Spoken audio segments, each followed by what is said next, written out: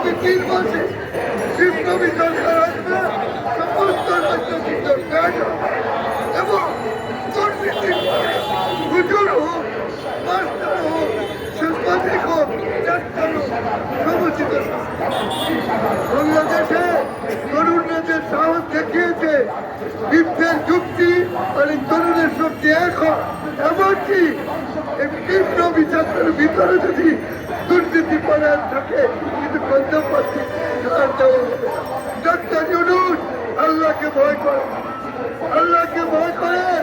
Voter বিহীন হাসিনা ক্ষমতায় থাকতে পারেনি, আর আপনার সরকারের আমলে ভিটামিন তেল দিয়ে আপনারাও থাকতে পারবেন না।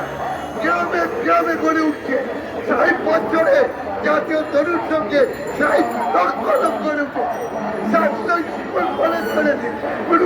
দলের প্রতি এই আস্থাটি যেটা আমাদের আছে, আমি আবার আশ্বাস করছি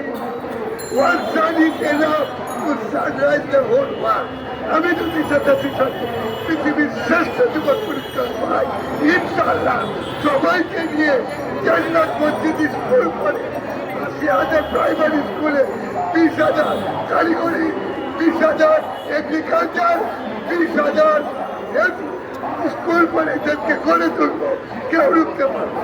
এই দেশ একদিন শ্রেষ্ঠ দেশ হবে। আল্লাহ হাফেজ। বাংলাদেশ।